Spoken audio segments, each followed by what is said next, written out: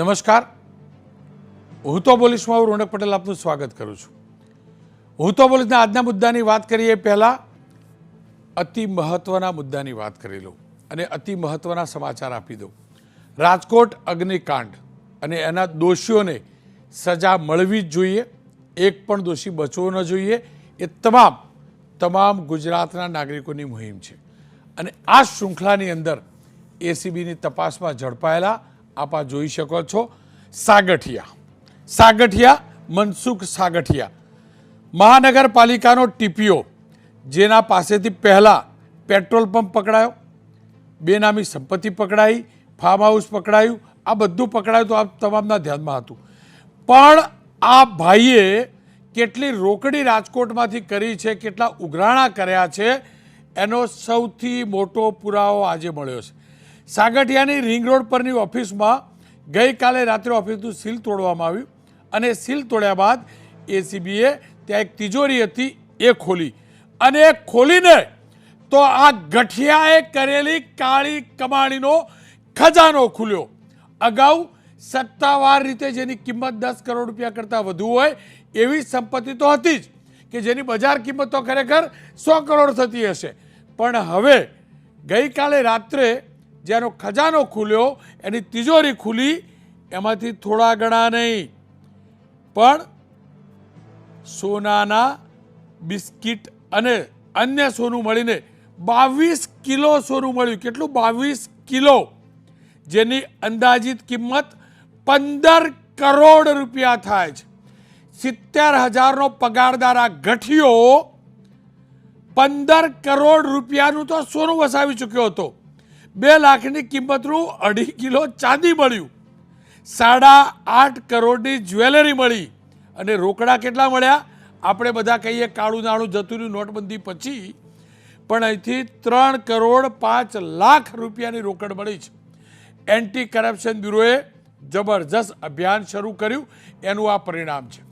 પરંતુ ગુજરાતના દીકરા તરીકે આ જ એન્ટી કરપ્શન બ્યુરોને અને ગુજરાતની સરકારને હાથ જોડીને વિનંતી છે, આ ગઠિયાને સોનું કોઈએ દાનમાં તો આપ્યું નહીં હોય. આ ગઠિયાને પેલી જમીન અને પેટ્રોલ પંપ જે આપ્યા એ કોઈ વાહિડ પૈસાના તો હશે નહીં. 70,000 પગારમાં તો પેટ્રોલ પંપ આવે નહીં. 70,000 રૂપિયાના પગારની અંદર આટલા 25 22 કિલો તો સોનું આવે નહીં. 3 કરોડ રોકડા આવ્યા. પણ જે લોકોએ આ ગઠિયાને સંપત્તિ 2 નંબરના રૂપિયામાં વેચી છે એ દસ્તાવેજ કરનારા સુધી પહોંચશે પોલીસ. સાથે જ જે લોકોએ આ ગઠિયાને રૂપિયા આપ્યા છે અને પોતાના કામ કરાવ્યા હશે, ખોટા પ્લાન મંજૂર કરાવ્યા હશે, શું પોલીસ અને પ્રશાસન છે તાકાત એ જે લોકોએ રોકડી આપી અને ખોટા પ્લાન મંજૂર કરાવ્યા એમના ત્યાં ડિમોલેશન કરવાની? એ કરાવીશું ને તો જ સાચા હશું. કારણ કે આ તો એક ભાગ હશે આ ગઠિયાનો, પણ આ ગઠિયાના આકા અનેક હશે. સાગઠિયાના આકાઓને પકડવા જરૂરી છે. સાથે અગાઉ પણ મેં કહ્યું હતું, સાગઠિયાના આખા પરિવારની તપાસ કરવી જરૂરી છે, સંપત્તિની. કારણ કે સાગઠિયાના પરિવારમાં એમના જ્યેષ્ઠ બંધુ પણ આ જ વિભાગના મોટા અધિકારી છે. મને એ સમજ નથી પડતી કે પ્રશાસનના ધ્યાનમાં આવ્યું કે નથી આવ્યું, અને કદાચ ધ્યાનમાં આવ્યું હોય અને પેલા ભાઈ પ્રમાણિક હોય તો એમનો આદર, પણ તપાસ તો કરવી જોઈએ. સામાન્ય નાગરિક નાનો અમથો ગુનો કરે તો એના આખા પરિવાર સુધી પોલીસ પહોંચતી હોય તો અહીંયા પણ પહોંચે.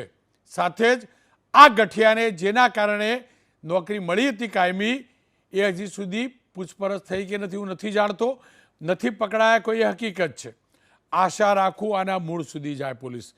કારણ કે હું પહેલા દિવસથી કહું છું, જ્યાં સુધી આ કાંડના એક પાપીને પોલીસ નહીં પકડે ને અને સજા નહીં કરાવી શકે ને, ત્યાં સુધી મૃતાત્માને આપણે સાચી શ્રદ્ધાંજલિ આપી નહીં ગણી શકીએ અને સાથે જ આવા કાંડ ઉપર બ્રેક નહીં લાગે.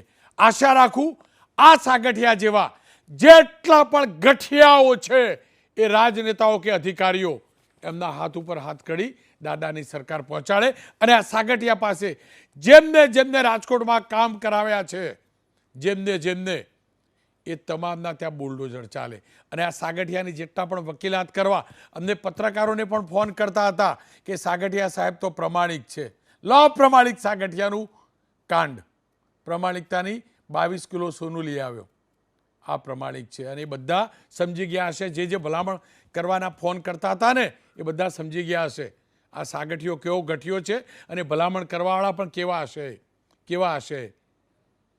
અને હું ફરીથી કહું છું, સત્ય એ સત્ય હોય છે, અસત્યવાળી કોઈ ઓળખાણ ક્યાં ચાલતી નથી.